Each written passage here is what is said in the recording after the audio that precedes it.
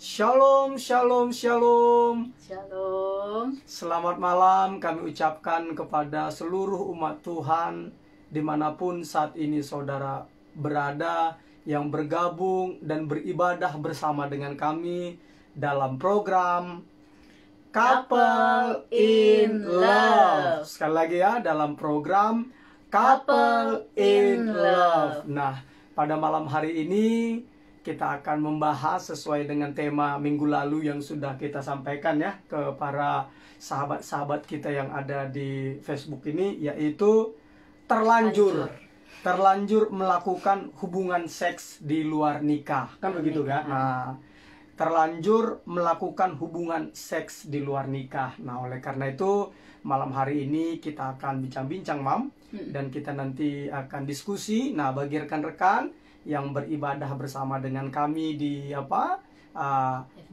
live on Facebook ini, dapat juga mengajukan pertanyaan atau komentar. Jadi nanti mungkin kita akan dibantu oleh Sari untuk membaca komennya ya. Mungkin takutnya kita kasihkan cerita, Mam, ya, kelewatan, nanti biar nanti Sari yang akan membacakannya untuk kita. Baik, oleh karena itu sebelum kita mulai, mari, Mam, kita doa sejenak. Mari kau pimpin dulu doa kita, yuk. Sebentar. Oke. Silakan. Oke. Baik, jemaat umat Tuhan dimanapun berada, sebelum kita memulai acara kita pada malam hari ini, mari kita bersatu di dalam doa. Bapa kami yang kami sembah hanya di dalam nama Tuhan Yesus Kristus. Amen. Pada malam hari ini Tuhan, kami sungguh mengucap syukur Bapa buat segala kebaikan-Mu dalam setiap kehidupan kami. Amen. Terima kasih Tuhan untuk saat ini Bapa. Kembali Engkau Tuhan mempertemukan kami, menyatukan kami Tuhan di dalam ibadah, yaitu Tuhan Couple in Love Bapa. Yes. Tuhan Yesus yang baik, kami sangat mengharapkan, kami sangat merindukan kehadiran-Mu pada acara kami ini. Amen, Tuhan. Karena kami tahu Bapa, ketika Engkau tidak hadir, maka sia-sialah acara kami ini Tuhan. Oleh karena itu kami mohon kepadamu ya Bapa, hadirlah Engkau di acara kami ini. Amen. Berkati setiap kami, kuatkan setiap kami. Dan mari Tuhan, firman-Mu yang akan juga nanti Tuhan diperbincangkan ataupun akan kami bahas ataupun akan kami perdengarkan, biarlah itu firman-Mu menjadi pelita bagi kaki kami dan menjadi penerang bagi jalan kami. Amen. Terima kasih Bapa, terima kasih Tuhan. Saat ini kami berdoa, terlebih dahulu sucikan, kuduskan kami berdua suami istri Bapa, sehingga setiap pelayanan kami Tuhan layak di hadapan-Mu Tuhan, menjadi dupa yang harum yang menyenangkan hati-Mu Bapa, dan juga menjadi berkat Tuhan bagi setiap anak-anak-Mu yang ikut beribadah bersama kami. Dan begitu juga untuk setiap anak-anak-Mu Tuhan yang akan menyaksikan acara ini dan ikut bersama kami. Tuhan Yesus juga sucikan, kuduskan, persiapkan setiap mereka Bapa, sehingga acara ini Tuhan benar-benar menjadi acara yang luar biasa memberkati setiap kami. Terima kasih Bapa, terima kasih Tuhan. Dan segala perbincangan kami Bapa, kami serahkan ke dalam tangan-Mu. Biar Engkau yang tuntun, Engkau yang pimpin, dan biar kehendak-Mu saja yang terjadi Bapa. Terima kasih Tuhan, terima kasih. Di dalam nama Tuhan Yesus Kristus kami berdoa dan kami memulai acara Couple in Love ini. Amen. Di dalam nama Tuhan Yesus kami nama berdoa Tuhan dan Yesus. mengucap syukur. Haleluya. Amin. Amin. Baik, saudara-saudaraku, saya ulangi lagi ya, seperti yang kita sudah sampaikan ke jemaat Tuhan ya, bahwa malam hari ini topik kita itu adalah terlanjur. Bukan terlanjur sayang ya. Ya, bukan terlanjur sayang ya, tapi terlanjur melakukan hubungan seks di luar pernikahan ya. Nah, Berat jadi sih. ini berat ya, tapi ini adalah fakta yang harus kita hadapi. Ini adalah fakta di mana ini dunia menghadapi ini. Indonesia juga menghadapi ini. Karena Pak, kalau rekan-rekan ini ya cari tahu ya, ini ada saya catat datanya ya. Saya baca datanya. Itu bahwa di tahun 2010 saja, saudaraku ya, di tahun 2010 itu Komisi Nasional Perlindungan Anak merilis data Jadi Komisi Nasional Perlindungan Anak merilis data bahwa 62,7% remaja SMP di Indonesia sudah tidak perawan.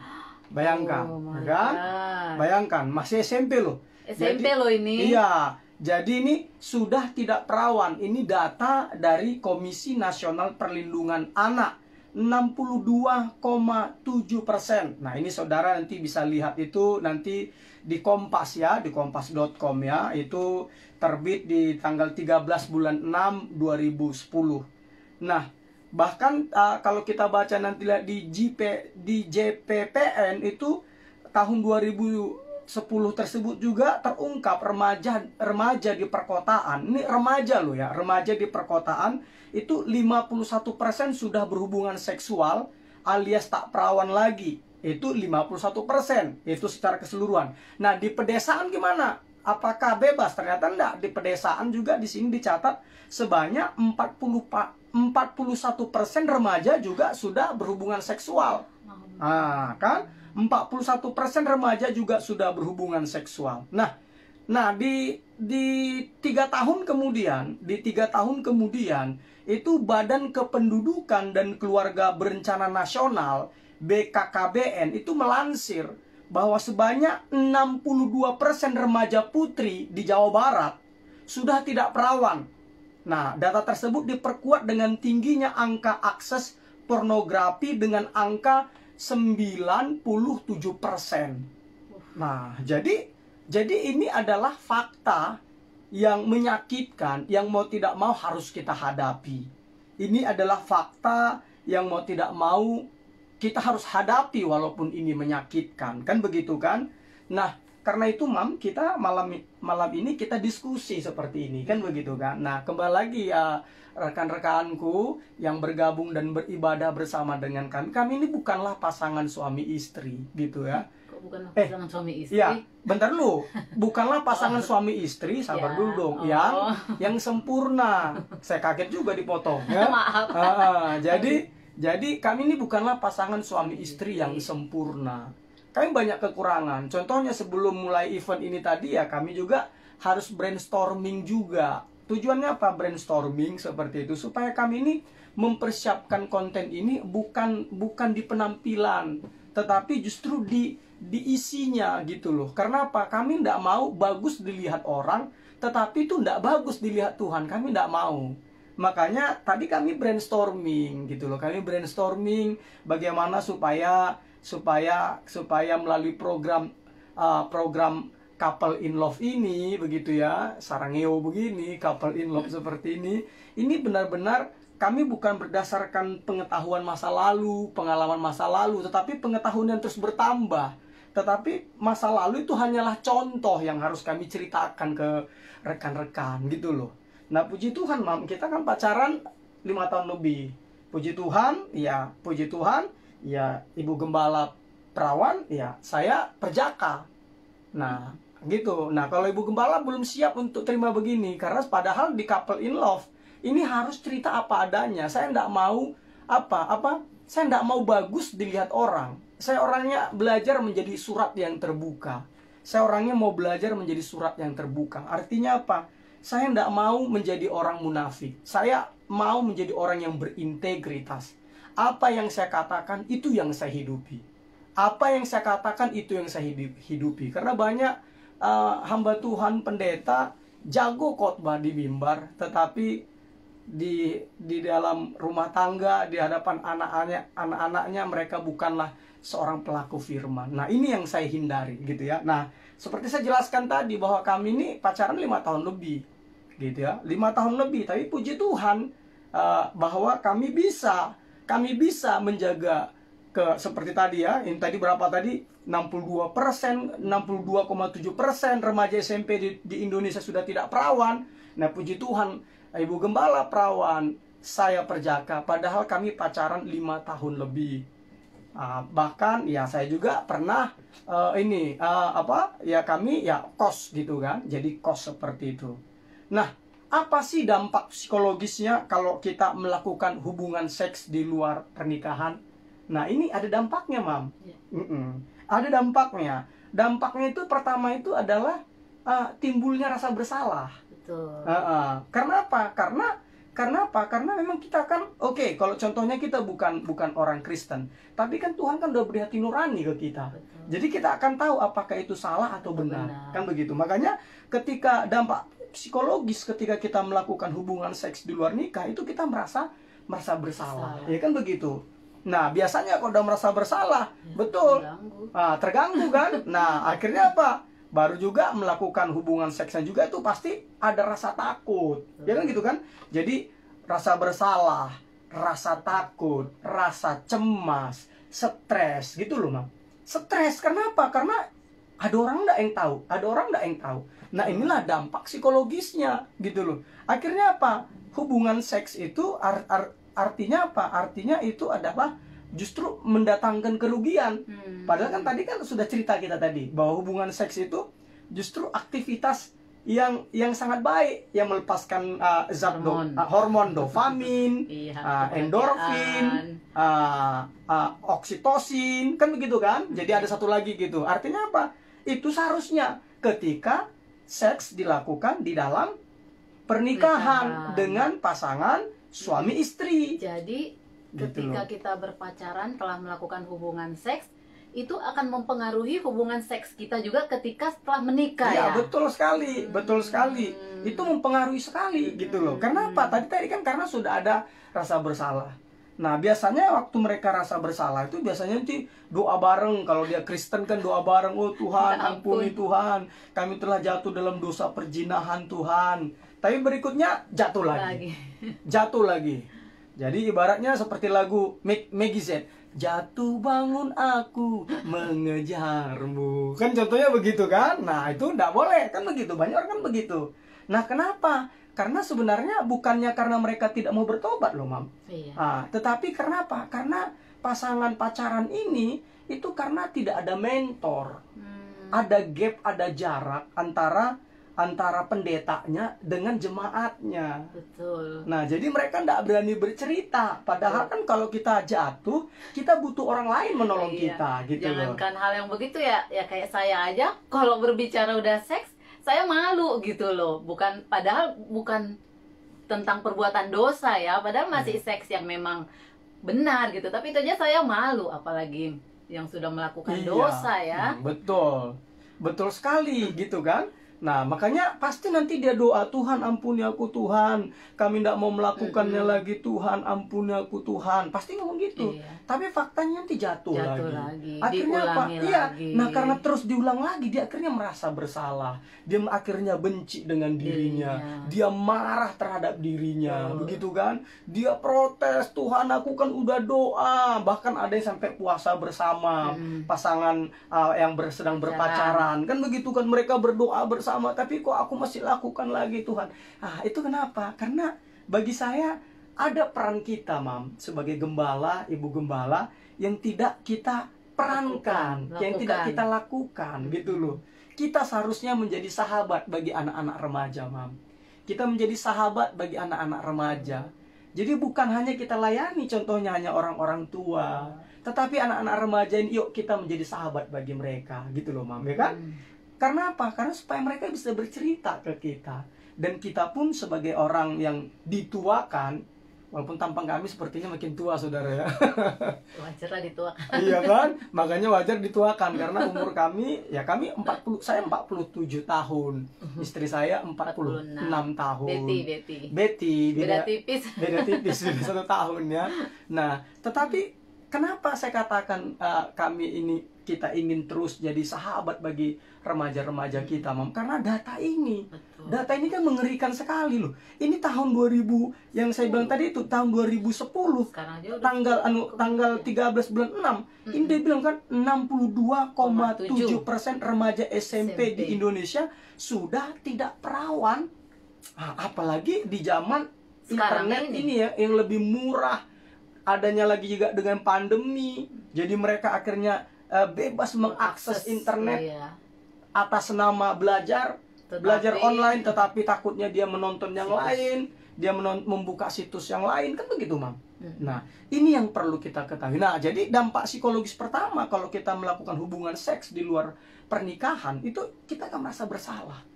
Kita akan merasa bersalah, kita merasa gagal, kita akhirnya tidak suka dengan diri kita, kita terus salahkan terus diri kita, seperti itu. Nah, tapi kalau begitu terus-menerus kita lakukan, masih tetap lagi jatuh dalam dosa, ada bahaya berikutnya, Mam. Apa itu? Hati nuraninya tumpul. Oh, jadi nggak ini lagi. Iya, akhirnya dia nggak tahu bahwa itu dosa atau enggak, gitu loh. Itu bahayanya.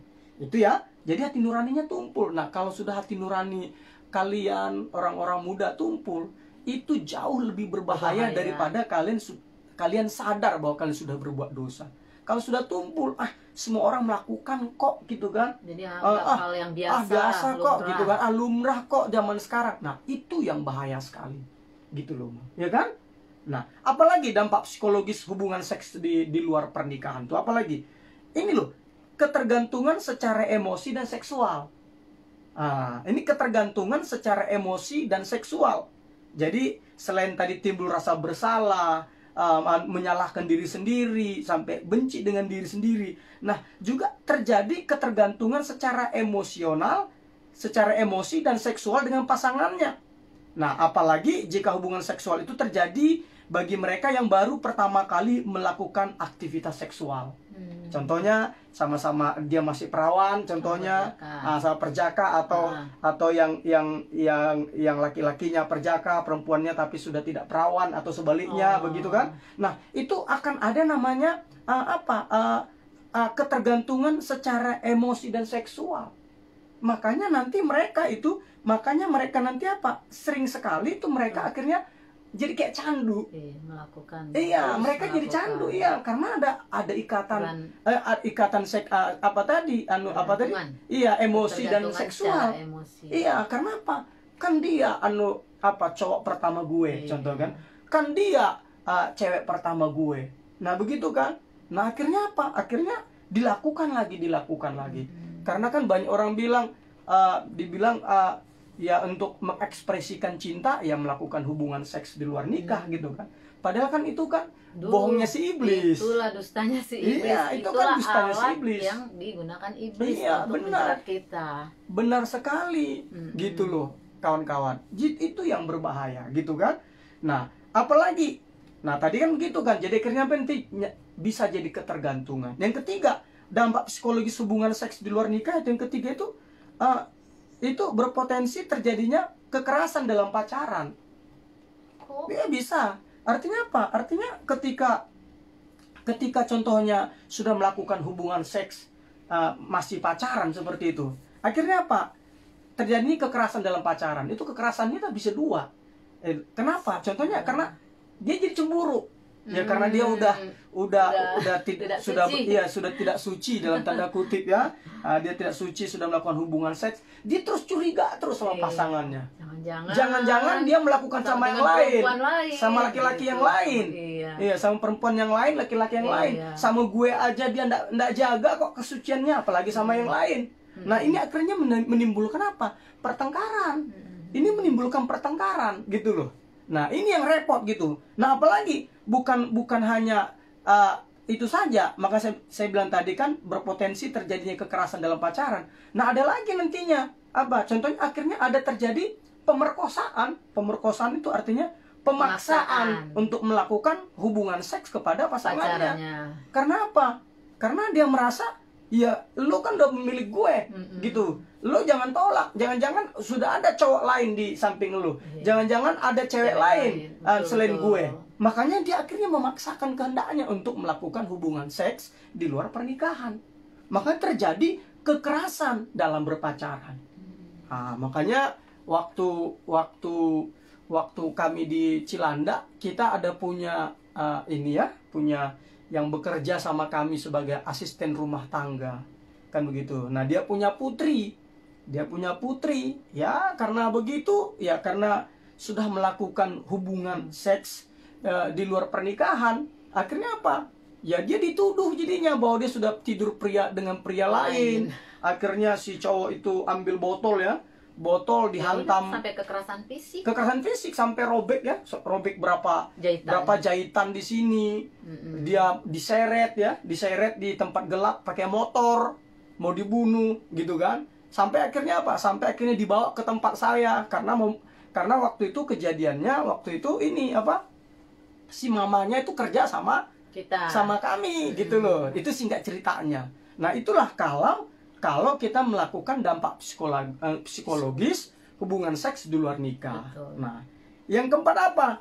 Nah, hasil riset membuktikan yang keempat itu ketika kita melakukan hubungan seks sebelum pernikahan. Nah, ini ternyata hasil riset membuktikan terjadinya perselingkuhan saat sudah menikah. Jadi akhirnya tingkat perselingkuhannya lebih tinggi. Karena udah terbiasa melakukan hubungan seks sebelum menikah. Jadi kebiasaan buruk tersebut, dosa buruk tersebut terbawa sampai ke pernikahan. Makanya orang yang sudah melakukan hubungan seks di luar pernikahan, itu riset membuktikan itu dia lebih besar potensinya untuk berselingkuh dibandingkan orang yang tidak melakukan hubungan seks ketika masih berpacaran. Nah, itu dia. Nah, oleh karena itu, itulah dampak psikologis kerugian kalau kita melakukan hubungan seks di luar pernikahan. Nah, kami bersyukur kami bisa tidak seperti itu. Kembali lagi, kan sering sekali saya bilang kan bahwa hidup suci itu direncanakan. Hidup suci itu direncanakan, bukan karena kita banyak doa, banyak baca Alkitab, banyak beraktivitas di dalam pelayanan. Enggak, karena banyak di pelayanan justru bermasalah, terjadi perselingkuhan. Pemain musik contohnya dengan WL Singers, banyak sekali.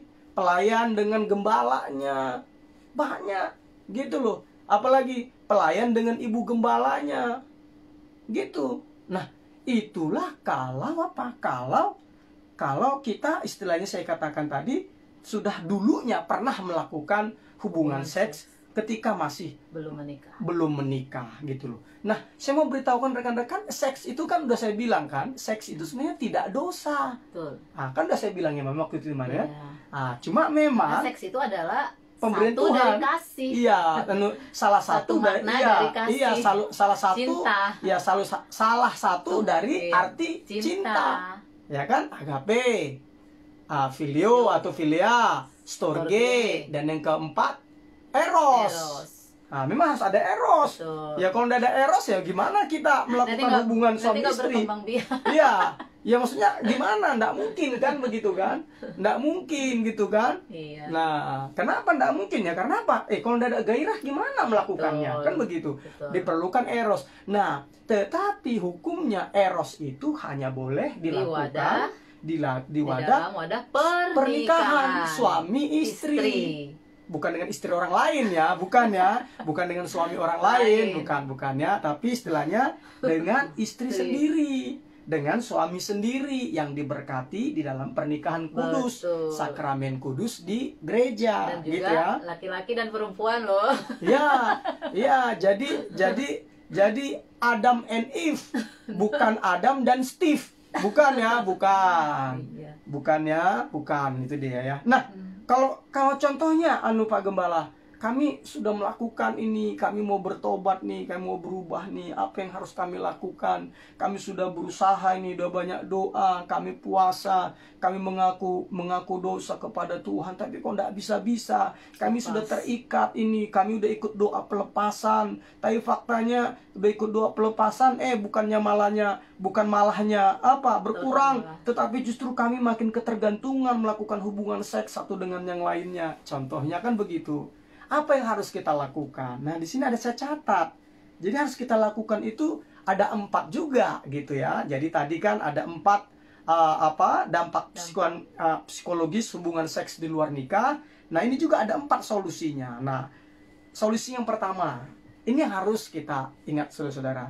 Ingatlah betapa dalamnya engkau telah jatuh. Jadi kalau kamu sudah melakukan hubungan seks dengan pacarmu, ingatlah bahwa betapa dalamnya engkau telah jatuh. Jangan karena orang dunia sudah biasa melakukan itu, udah terbiasa, udah kulino bahasa Jawanya, sudah menjadi kebiasaan dia melakukan itu. Bukan berarti itu adalah hal benar. Karena itu saya bilang, ingatlah betapa dalamnya engkau telah jatuh. Karena apa saya bilang? Karena melakukan hubungan seks sebelum menikah, melakukan hubungan seks sebelum menikah adalah dosa berzina. Dosa berzina gitu loh. Dan dosa berzina itu adalah melanggar hukum ketujuh, melanggar hukum ketujuh dari 10 perintah Allah. Yang tertulis di dalam Keluaran 20 ayat 14. Bunyinya, ayatnya pendek sekali. Bunyinya begini: jangan berzina. Nah, jadi ingatlah betapa dalamnya engkau telah jatuh. Yaitu apa? Engkau telah melanggar hukum ketujuh dari 10 hukum Taurat. Nah, ingat juga betapa dalamnya engkau jatuh, bahwa upah dosa, ingat, berzina adalah dosa. Ingat ya, bukan aktivitas seksual. Aktivitas seksual itu adalah ketika kita melakukannya dengan istri kita sendiri, dengan suami kita sendiri. Kalau di luar itu bukan aktivitas seksual namanya. Itu adalah perzinahan. Itu namanya dosa gitu loh. Nah, jadi ingat, upah dosa adalah maut. Itu di dalam Roma 6 ayat 23a jelas sekali dikatakan, upah dosa adalah maut. Maut di sini saudaraku bukan mate tok gitu loh. Tetapi ingat, kenapa syarat untuk menerima Tuhan Yesus sebagai Tuhan, Raja dan Juru Selamat itu adalah apa? Percaya dalam hatimu, mengaku dengan mulutmu, percaya dalam hatimu bahwa Yesus Kristus adalah Tuhan, Dia mati dan dibangkitkan. Kenapa dikatakan demikian? Kenapa? Bayangkan, sebelum Yesus mengalahkan maut, tidak ada satu orang pun, tidak ada, baik nabi, baik rasul, mau siapapun itu bisa mengalahkan maut. Betul, ada orang yang tidak mengalami kematian, yaitu si Henok sama si Elia. Tapi dia kan tidak mengalahkan kematian, dia tidak mengalahkan maut, Mam. Dia tidak mengalahkan maut. Iya, dia tidak mengalami. Oh, tapi kan ada orang yang dibangkitkan. Contohnya Lazarus dan lain sebagainya oleh Yesus. Iya, tapi mereka kan mati lagi. Buktinya kan tidak ada mereka sekarang. Nah, Yesus itu enggak. Dia betul mati, tapi pada hari ketiga dia bangkit. Dan 40 hari dia menampakkan diri, kemudian setelah itu dia terangkat ke sorga, naik ke sorga. Artinya apa? Artinya itu tadi, kalau kita tahu upah dosa adalah maut. Rekan-rekan juga perlu tahu di dalam Roma, itu bayangkan semua nabi-nabi di dalam Alkitab yang disebut orang yang takut akan Tuhan, sebelum Yesus mengalahkan maut, mereka itu takluk kepada maut. Nah, mereka takluk kepada maut. Gitu loh, Mam. Mereka takluk, artinya apa? Ada Abraham, Daud, dan yang lain-lain. Ketika Yesus belum mengalahkan maut, mereka itu semuanya tertawan di dalam maut. Mereka tertawan, kalau dalam bahasa Yunaninya Thanatos. Jadi mereka Thanatos dibilang. Artinya apa? Mereka tuh ditaklukkan. Tapi ketika Yesus mengalahkan maut, nah, makanya Yesus datang ke dunia orang mati untuk memberitakan kabar baik. Kabar baik itu bukan menginjili ya maksudnya. Kabar baik bahwa dia sudah mengalahkan maut. Nah, dia sudah mengalahkan maut. Nah, oleh karena itu bangkitlah. Makanya nanti kalau kita baca di Alkitab, dia bilang, makanya orang-orang kudus menampakkan dirinya kepada orang-orang keluar menampakkan diri kepada orang-orang kudus, dikatakan demikian. Kurang lebih seperti itu bunyinya. Nah, artinya apa? Jadi kalau kita melakukan dosa perzinahan, tadi upah dosa kan tadi maut. Kita akan ada di situ. Kita akan ada di dalam dunia maut tadi, di Hades. Di Hades kalau di dalam bahasa Yunaninya, di Sheol di dalam bahasa Ibrani, kita ada di situ. Makanya kita harus ingatlah betapa dalamnya engkau telah jatuh. Nah, itu ya, itu poin yang pertama. Yang kedua apa? Kalau kita sudah terlanjur melakukan hubungan seks di luar pernikahan, apa yang kedua? Ini dia, Mam. Bertobatlah dan akuilah pelanggaranmu. Gitu loh. Bertobatlah dan akuilah pelanggaranmu. Nah, itu tertulis di mana? Yuk, di 1 Yohanes 1. Silahkan dibaca, Mam. 1 Yohanes 1 ayat 9. Ya. Nah, 1 Yohanes 1 ayat 9.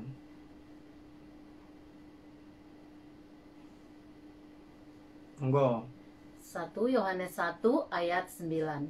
Jika kita mengaku dosa kita, maka Ia adalah setia dan adil, sehingga Ia akan mengampuni segala dosa kita dan menyucikan kita dari segala kejahatan. Amin. Jelas sekali kan? Jika kita mengaku dosa kita, maka Ia adalah setia dan adil, sehingga Ia akan mengampuni segala dosa kita dan menyucikan kita dari segala kejahatan. Nah, makanya kan sering saya bilang bahwa ada 3 dosa yang tidak bisa diampuni. Pertama, menghujat Roh Kudus. Yang kedua, itu dosa yang tidak mau mengampuni. Yang ketiga, dosa yang tidak diakui. Dosa yang tidak diakui. Nah, kita harus mengakui. Makanya tadi saya katakan tadi kan, langkah kedua setelah 1 tadi kita mengingat betapa dalamnya kita telah jatuh. Yang kedua, bertobatlah dan akuilah pelanggaranmu. Makanya kita di kekristenan, kita ini diselamatkan bukan karena amal, bukan karena ibadah, bukan karena perbuatan, bukan. Tetapi karena apa? Karena kasih karunia, diampuni oleh Tuhan kita Yesus Kristus. Jadi jangan pernah takut. Tapi mungkin ada yang bilang, Pak Gem, tapi aku kan itu terus dosanya. Itu terus dosanya. Gimana nih, aku kan malu nih sama Tuhan. Nah, Tuhan Yesus kan pernah ngomong sama Rasul Paulus, Mam. Dia bilang begini, Tuhan, dia bilang, berapa kalikah aku harus mengampuni orang yang bersalah kepadaku? Nah, Yesus bilang apa? 70 kali 7 kali. 70 kali 7 kali. Nah, kalau udah ketemu angka 7 orang di dalam konsepnya orang Yahudi, itu menceritakan kesempurnaan. Berarti apa? Terus menerus. Apalagi Bapa kita di sorga, Mam. Jadi kita ya memang harus terus menerus minta ampun ke Dia, gitu loh. Sampai kita menang atas dosa perzinahan. Sampai kita menang atas dosa perzinahan. Gitu. Jadi kita harus minta ampun sama Tuhan. Gitu. Jadi bagi anak-anak kami yang remaja-remaja, baik yang sudah dewasa, yang belum menikah, tapi sudah melakukan hubungan seks di luar pernikahan, saya mau undang kalian, ayo akuilah, bertobatlah dan akuilah perbuatan. Nah, bertobat di sini rekan-rekan, maksud bertobat di sini kalau di dalam bahasa Yunaninya itu adalah bertobat itu metanoi. Metanoi, pertobatan metanoia. Nah, artinya itu bukan contohnya dulu berbuat jahat, sekarang berbuat baik, bukan itu. Kalau arti katanya dari metanoi atau metanoia itu adalah merubah pikiran, merubah cara berpikir, mindset. Maka di sini saya catat ya, pertobatan atau metanoia adalah perubahan cara berpikir. Nah, di sini saya catat, ketika mindset kita berubah, maka secara otomatis perilaku kita akan mengikuti perubahan mindset kita. Nah, gitu loh, Mam. Jadi ketika kita merubah mindset kita, maka otomatis perilaku kita akan mengikutinya. Makanya sering kan saya katakan bahwa perilaku kita adalah budak dari mindset kita. Perilaku kita betul. Perilaku kita adalah budak dari pemikiran kita, mindset kita. Gitu. Nah, tapi gimana mau merubahnya mindsetnya kalau dia tidak mau mengisi dengan firman? Nah, nanti dia pasti akan berdasarkan pengalaman diri sendiri, pengalaman orang lain, apa kata pakar, apa kata ini. Nah, caranya kita itu harus menyelaraskan mindset kita itu dengan firman Tuhan. Iya, makanya kita harus membaca Alkitab. Alkitab katakan merenungkannya siang dan malam, berulang-ulang. Supaya apa? Supaya mindset kita atau cara berpikir kita, bertobat tadi, berubah. Nanti perilaku kita dengan sendirinya berubah kok. Gitu loh. Karena kalau hanya perilaku yang kita rubah, itu biasanya balik lagi. Iya, kambuh lagi. Betul, ya, kambuh betul. lagi. Makanya ada penjat kambuhan, Mam, ya kan, gitu kan. Waktu tertangkap kegap sama polisi, Tobat dia. tobat dia, Kapok. kapok. Sudah itu. Setelah itu nanti apa? Setelah keluar, ya 3 bulan pertama mungkin dia benar-benar bertobat, memang iya. baik. Tapi ya karena didesak oleh ekonomi, keadaan, lingkungan, dia melakukannya lagi. Kenapa melakukannya lagi? Karena dia berusaha mengubah perilakunya saja, tanpa pemikirannya, mengubah cara berpikirnya, mindsetnya. Nah, makanya saya kan tadi, bertobatlah dan akuilah pelanggaranmu. Di situ maksud saya, mindsetnya dirubah. Nah, makanya artinya apa? Ini harus kita isi dengan firman. Mindset kita harus kita selaraskan dengan firman Tuhan. Betul. Ya. Nah, apalagi yang ketiga, kalau kita sudah melakukan hubungan seks, terlanjur melakukan hubungan seks di luar pernikahan. Yang ketiga itu, kita itu apa? Antara yang laki-laki dengan perempuan itu harus saling mengaku dosa. Nah, kenapa? Contoh, ya saya harus mengaku dosa nih sama kaum mam. Begitu juga sebaliknya. Kenapa contoh mengaku dosa? Contohnya saya mengaku dosa, maaf ya mam. Kalau contohnya waktu masih pacaran gitu, contoh, maaf ya Lin ya, contoh gitu kan. Saya tidak bisa menjaga kesucianmu. Aku ternyata pria yang tidak bertanggung jawab. Aku bukan menjadi pria pelindung, tetapi menjadi pria perusak, pria yang memanfaatkan kelemahanmu gitu. Nah, juga sebaliknya begitu, gimana mam? Maaf ya Tom, kita anggaplah begitu, namanya pacaran. Iya. Kan? Maaf ya Tom, aku tidak bisa menjaga kesucianku. Iya, betul. Sehingga aku menyerahkannya, padahal itu belum waktunya. Benar saudaraku. Nah, itu dia. Ini dia. Karena belum waktunya. Jadi ini namanya kita harus saling mengaku dosa. Betul. Gitu loh kan, Mam. Kita harus saling mengaku dosa. Iya. Nah, setelah saling mengaku dosa, ngapain kita? Baru kita saling mendoakan. Iya. Nah, jadi saya doakan kamu. Setelah saya selesai doakan kamu doakan saya. Tujuannya apa? Alkitab bilang supaya kamu sembuh. Nah, coba Yakobus 5 ayat 16a. Yakobus 5 ayat 16a. Saya minum dulu ya, rekan-rekan. Haus. Monggo, silakan. Yakobus 5 ayat 16a. Karena itu, hendaklah kamu saling mengaku dosamu dan saling mendoakan supaya kamu sembuh. Amin. Jelas sekali dibilang kan? Karena itu hendaklah kamu saling mengaku dosamu dan saling mendoakan. Tujuannya apa? Supaya kamu sembuh. Supaya kamu sembuh. Gitu loh ya. Jadi itu kok tujuannya. Nah, kita juga gentle mengakui kekurangan-kekurangan kita kepada pasangan kita. Gitu loh, Mam. Gitu kan? Nah, jadi ketika kita mengakuinya seperti itu. Nah, ini yang harus dilakukan. Nah, bagaimana cara terbaik untuk melakukannya? Inilah diperlukan seorang pendamping atau mentor, mentor, yaitu ya kalau menurut saya ya hamba Tuhan yang dapat dipercaya. Ya. Nah, jadi bukan yang bocor mulut ya gitu. Yang bukan kita cerita sama dia, dia bocorin yang lain kemana-mana. Ya. Itu tidak boleh. Jadi artinya kita harus bocor mulut. Jadi kalau bagi rekan-rekan juga yang ada yang bersama dengan kami di sini, ada macam-macam nih saya lihat ya. Di layar banyak sekali nih ya. Dari Tati Saryati, Hura Arman, dan terus menerus seperti itu. Ada terus di atas ya. Nah, saya mau katakan carilah hamba Tuhan yang menurutmu dapat dipercaya, yang tidak bocor mulut. Betul. Gitu kan. Nah, yang terakhir, yang keempat. Nah, apa yang harus kita lakukan kalau kita sudah terlanjur melakukan hubungan seks di luar pernikahan? Yang keempat itu, ini tadi, rencanakan bersama-sama untuk hidup suci. Gitu jadi loh. Bertobat ya. Ya, kan tadi kan sudah bertobat, enggak? Kan udah bertobat kan sudah. Tidak melakukan lagi. Direncanakan. Oh iya, direncanakan. Kalau itu poin nomor 2, bertobatlah dan akui pelanggaranmu itu. Oh, iya. Yang keempat, rencanakan bersama-sama untuk hidup suci. Direncanakan. Nah, dibaca dulu deh 2 Timotius 2 ayat 20 sampai 21.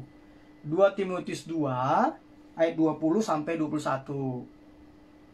Supaya dapat gambarannya, direncanakan. Ya, 2 Timotius 2 ayat 20 sampai 21. Iya. Dalam rumah yang besar bukan hanya terdapat perabot dari emas dan perak, melainkan juga dari kayu dan tanah. Yang pertama dipakai untuk maksud yang mulia, dan yang terakhir untuk maksud yang kurang mulia. Jika seorang menyucikan dirinya dari hal-hal yang jahat, Lihat. Nah, di sini Iya. kan berarti ini Jadi- adalah bagian kita, bagian kita sebagai manusia, karena Iya. dikatakan jika seorang Menyucikan menyucikan dirinya dari hal-hal yang jahat, ini berarti tindakan pihak kita, kita. ya respon kita sebagai manusia, gitu. Terus, ia akan menjadi perabot rumah untuk maksud yang mulia. terus, Ia dikuduskan, dipandang layak untuk dipakai tuannya, dan disediakan untuk setiap pekerjaan yang mulia. amin. Makanya tadi jelas sekali ya, jika seorang menyucikan dirinya dari hal-hal yang jahat, itu berarti respon kita, tanggapan kita, perbuatan kita, kelakuan kita. Jadi itu rencana kita. Makanya saya katakan tadi bahwa poin yang keempat, rencanakan bersama-sama untuk hidup suci. Kan gitu saya bilang, rencanakan bersama-sama untuk hidup suci. Nah, karena apa? Dikatakan begini, kalau kita menyucikan diri kita dari hal-hal yang jahat, dibilang kita akan menjadi perabot rumah untuk maksud yang mulia. Artinya apa? Artinya apa? Baru ia dikuduskan, dipandang layak untuk dipakai tuannya, dan disediakan untuk setiap pekerjaan yang mulia. Artinya apa? Kita ini menjadi orang Kristen kelas dunia. Amin. Ya kan? Karena apa? Karena bukan terbuat dari kayu atau tanah, tetapi terbuat dari emas dan perak. Kan begitu. Jadi artinya apa, Mam? Artinya adalah kita ini menjadi orang Kristen kelas dunia. Pernah beberapa tahun yang lalu saya cerita, yang membuat bangsa Romawi bertobat itu bukanlah karena penginjilan. Bukan. Yang membuat bangsa Romawi bertobat bukanlah karena contohnya program-program gereja-gereja awal pada waktu itu, bukan. Tetapi apa yang membuat bangsa Romawi bertobat? Kan mereka kan barbar itu kan dipertontonkan, rekan-rekan. Jadi kalau saudara rekan melihat namanya stadion, lapangan sepak bola begitu. Nah, itu dulu kolesium namanya. Kolesium itu dulu adalah untuk pertarungan gladiator, Mam.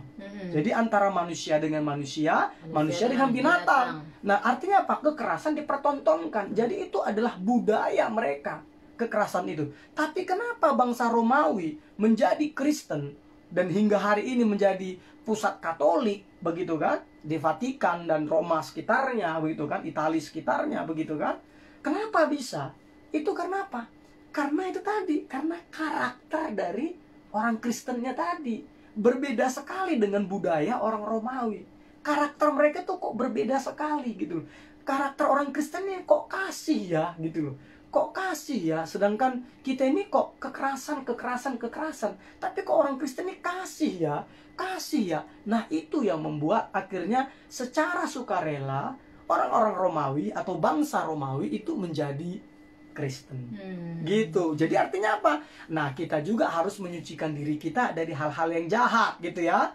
Nah, caranya gimana sih? Udah tahu nih Pak Kanu Pagem, tahu sih kami mau rencanakan untuk hidup suci. Gimana sih? Nah, ini ada beberapa poinnya. Yang pertama, hindarilah tindakan saling bersentuhan di area sensitif tubuh masing-masing. Itu hindari. Jadi hindarilah tindakan saling bersentuhan di area sensitif tubuh masing-masing. Contoh, kalau naik motor kan gitu kan. Nah, coba belakang kandanya, Mam. Nah, Kok jangan aku di belakang? ya kamu belakangin kandanya, kamu pegang kandanya, kamu nyender, peluk kandanya, kamu nyender semua tubuhmu, kamu tempel ke saya contohnya. Nah, gini. iya, ini hindari. Kalau yang belum menikah ya. Kenapa gue bilang hindari? Saya mau beritahu kenapa. Kan laki-laki kan itu kan normal. Betul. Maaf kan alat sensitif wanitanya kan kena ke badan saya. Kan begitu kan? Loh, pegang lagi saya, Mam. Kan gitu kan? Nah, kita kasih contoh gitu kan. Nah, ini harus dihindari. Nah, ini artinya apa? Ini contohnya gini kan? Kan maaf saya harus ngomong apa adanya. Tapi ini untuk menjadi berkat bagi kita. Contohnya apa? Kan kena udaranya ke badan saya. Kan gitu. Nah, ini harus dihindari gitu loh. Ini harus dihindari gitu loh. Nah, jadi gimana kalau naik ini? Nah, coba ambil tisunya, Mama. Nah, ya jadi ada Iya. jarak. Ya. Misalnya ransel di depan deh. Ya, ada ransel di depan, coba gini. Ini ya. Ya. Jadi pegang dong perut saya, Mam, gitu kan. Loh, jadi nggak Nah. bisa megang. Ya, jadi bisa Nanti dipegang. jatuh. Kan jaket contohnya, Iya. jaket gitu. Nah, ini maksud saya hindari apa tadi? Hal-hal seperti itu ya. Hal-hal yang sensitif. Sentuhan. Iya, baru kalau ngomong jangan terlalu dekat ke telinganya, gini. Apa kabar? Nah, itu enggak boleh gitu kan. Itu wilayah sensitif gitu ya. Nah, itu yang maksud saya, hindarilah tindakan saling bersentuhan di area sensitif tubuh masing-masing. Kalau gitu Pak Gam, boleh enggak gandengan? Boleh. Cuma waktu nyebrang jalan satu, yang kedua kapan? Di tempat ramai, di tempat ramai. Jadi di tempat keramaian boleh gitu loh, tapi kalau di tempat sepi itu berbahaya. Kan begitu kata lagu nenek kan. Kan begitu kan. Nah, ya. Baru apalagi hindarilah tempat-tempat sepi atau gelap atau tempat-tempat yang berpotensi membuat kita rentan terjatuh dalam dosa perzinahan. Nah, ada data yang unik ini. Sebagian besar justru persentase terbesar orang keperawanannya diberikan, contohnya tidak perawan. Itu bukan kehilangan keperawanannya. Itu bukan di hotel loh, tetapi di rumah. Contoh waktu saya menjadi kabit anak, kan begitu. Waktu saya jadi kabit anak itu ternyata ada satu bukan bagian kita sih, tapi keluarga dia itu yang melakukan hubungan seks sama pemain drum gereja tersebut. Itu di mana? Di rumah si perempuan itu. Nah, ini yang harus dihindari. Maka sebenarnya hindarilah tempat-tempat sepi atau gelap atau tempat-tempat berpotensi membuat kita rentan terjatuh dalam dosa perzinahan. Jadi gimana? Berarti nggak asik dong pacaran? Asik banget. Kan bisa gandengan di mall, ya kan? Bisa makan bareng di mall, gitu kan? Bisa naik angkot di dari terminal 1 ke terminal yang lain. Artinya apa? Harus dilihat oleh banyak orang.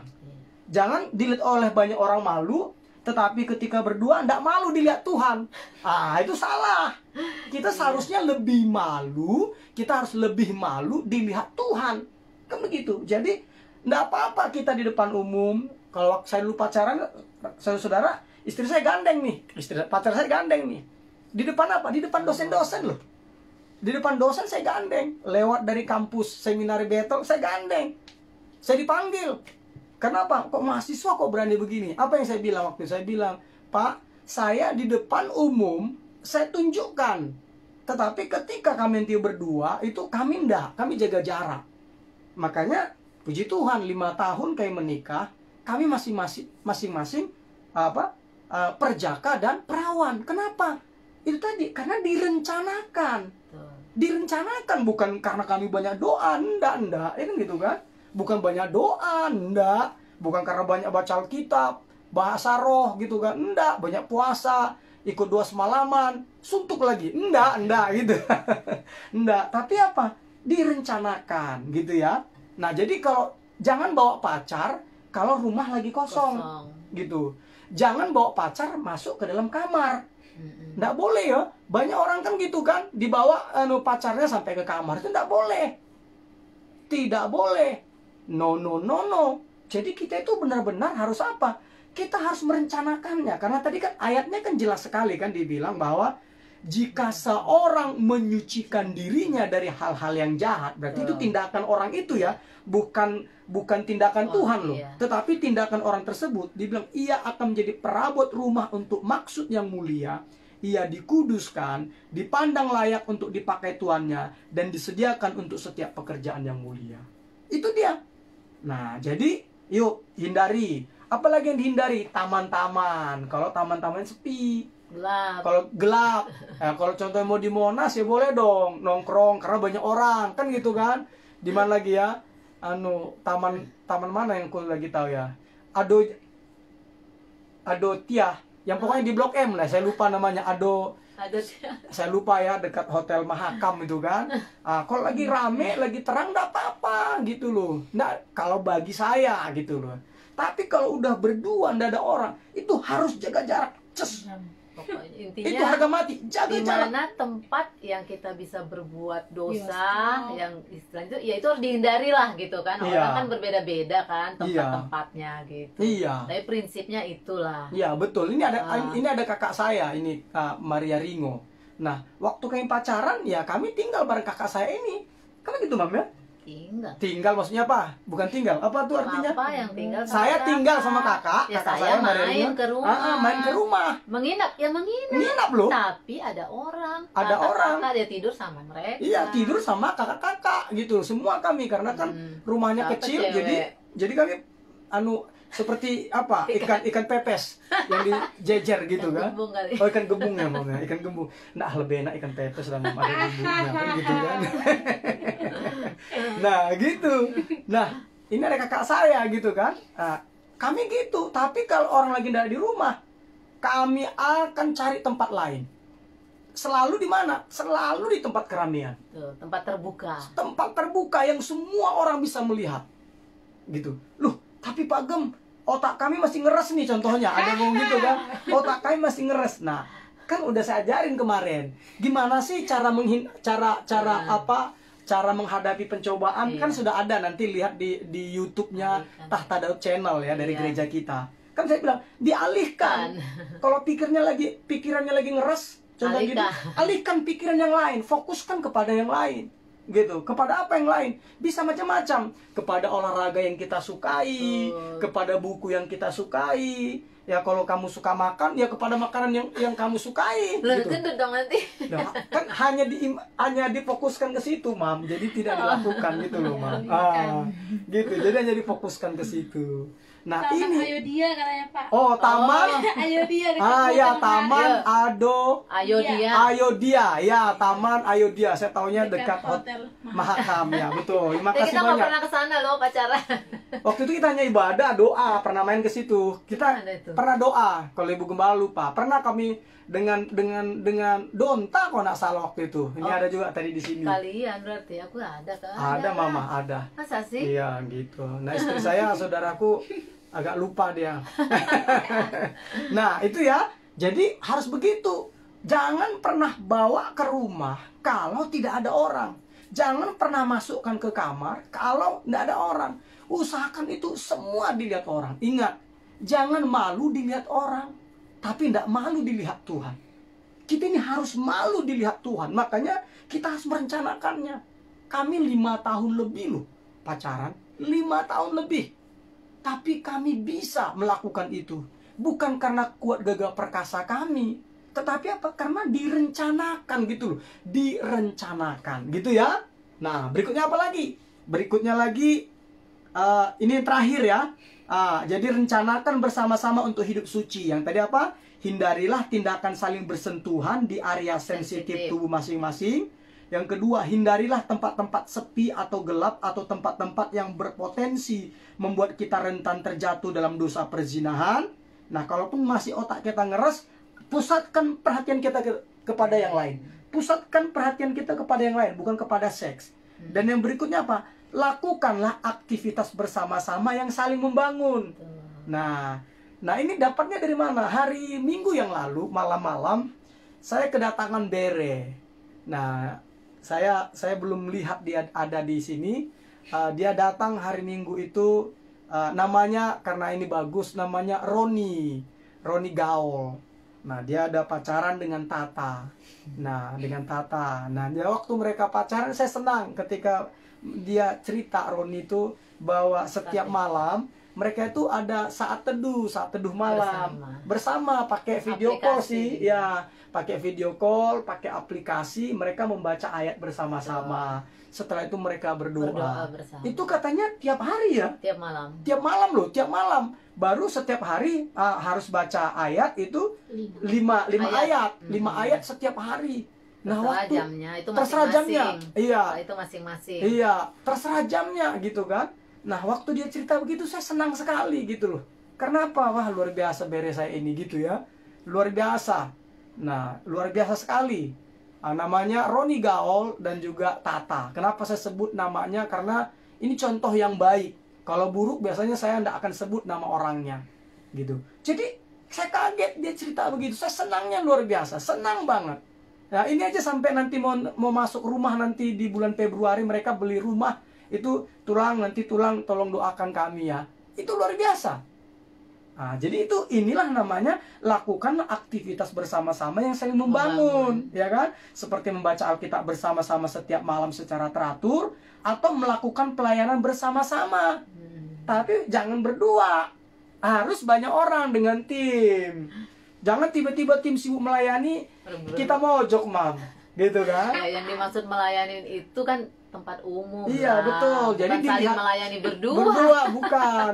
Tapi benar-benar istilahnya sama. Tujuannya biar sama supaya kita sama persepsi kita. Betul. Gitu loh. Supaya kita punya persepsi yang sama dalam melayani. Kita berdampak bersama-sama. Kan begitu kan, Mam? Nah, inilah yang harus dilakukan bagi pasangan-pasangan yang saat ini berpacaran namun terlanjur melakukan hubungan seks di luar pernikahan. Yang perlu kalian lakukan itu ada 4 tadi. Ya, yang pertama tadi, Mama. Ingatlah pegang betapa dalamnya engkau telah jatuh. Ya, monggo. Yang kedua, bertobatlah dan akuilah pelanggaranmu. Yang ketiga, hendaklah kamu saling mengaku dosamu dan mendoakan supaya kamu sembuh. Yes. Dan yang keempat, rencanakan bersama-sama untuk hidup suci. Tuh. Ada poinnya. Nah, untuk hidup suci tadi ada 3 Untuk lagi. hidup suci itu ada 3 poin lagi yang harus kita lakukan. Yang pertama adalah hindarilah tindakan saling bersentuhan di area sensitif, bagian tubuh masing-masing.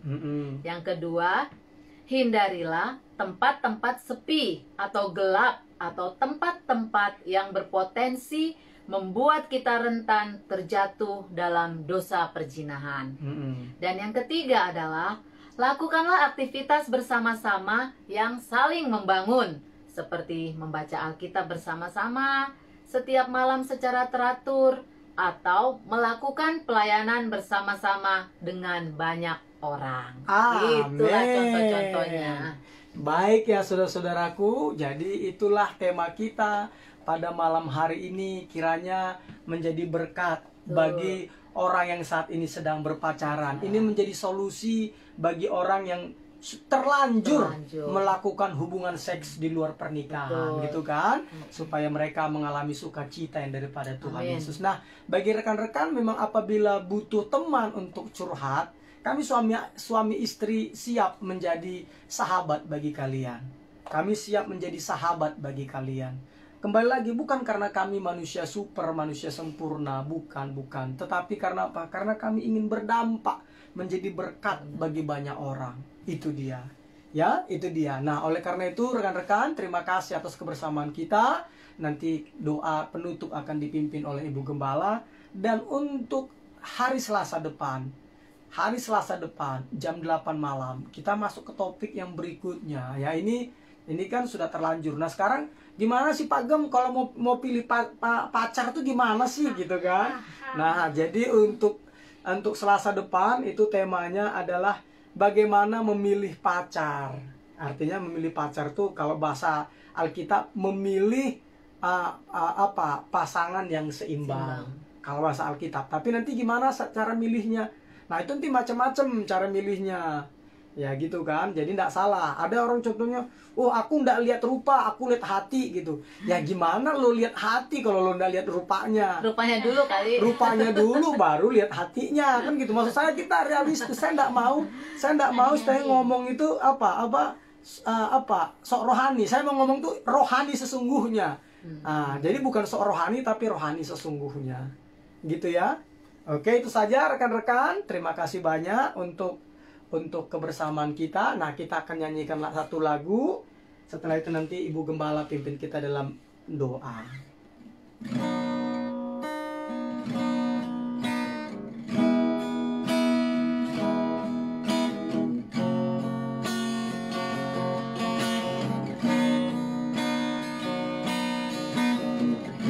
Musim akan selalu berganti, Kasih Tuhan tetap abadi, tak akan berubah sampai selamanya. Ku tetap percaya, ku yakin Tuhan memberkati, ku yakin Tuhan melindungi. Burung di udara Tuhan pelihara karena kasih-Nya. Tuhan selalu menolongku, selalu menjagaku. Sehelai di rambutku tak akan terjatuh tanpa seizin-Mu. Tuhan selalu menolongku, selalu menjagaku. Dia mengenyangkanku dan peliharaku seumur hidup. Sekali lagi katakan, Tuhan selalu menolongku. Tuhan selalu menolongku, selalu menjagaku. Sehelai di rambutku tak akan terjatuh tanpa seizin-Mu. Haleluya, Yesus. Tuhan selalu menolongku, selalu menjagaku. Dia mengenyangkanku dan peliharaku seumur hidupku. Dia mengenyangkanku, Dia mengenyangkanku dan peliharaku seumur hidupku. haleluya, Yesus. Dia mengenyangkanku dan peliharaku seumur hidupku.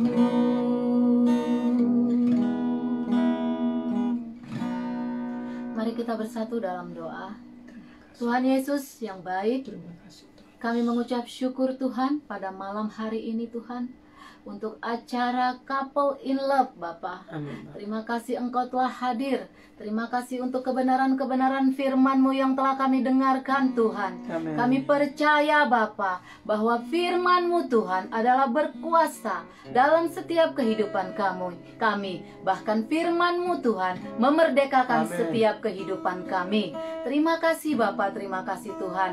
Dan kami juga mengucap syukur Bapa, kalau pada malam hari ini Tuhan, kami tahu Bapa, semerah apapun dosa kami Tuhan, Benar, Bapa. sebesar apapun dosa kami Tuhan, Benar, Tuhan ketika Yesus kami Kristus. datang kepadamu Tuhan, Yes. kami meminta ampun Amin. dan kami bertobat Bapa. Benar. Engkau menyucikan kami, Amin. bahkan Engkau membebaskan kami Amin. Tuhan. Amin. Terima kasih Bapa, terima kasih Tuhan untuk setiap kami Bapa yang mungkin telah melakukan dosa perzinahan Tuhan. Mari Tuhan, mari Roh Kudus, Engkau pimpin kami Tuhan, untuk kami dapat melakukan Tuhan kebenaran-kebenaran yang telah kami dengarkan pada malam hari ini Tuhan.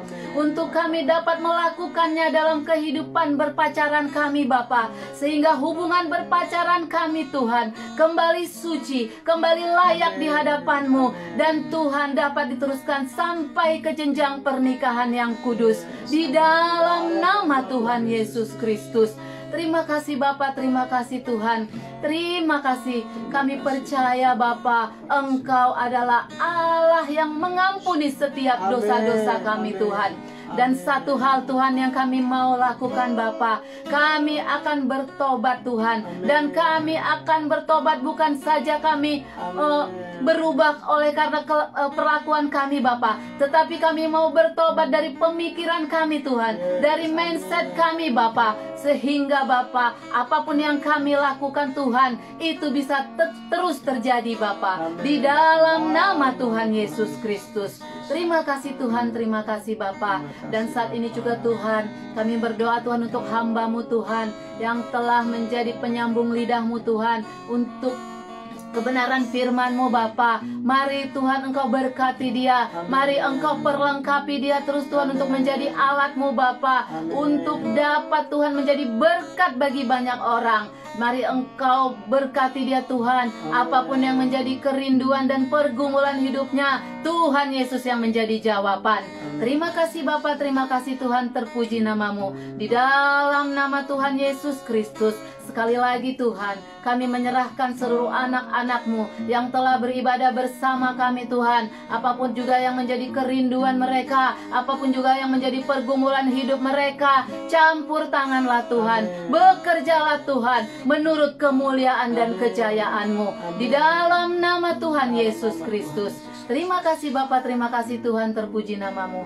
Di dalam nama Tuhan Yesus Kristus, kami sudah berdoa dan mengucap syukur. Haleluya.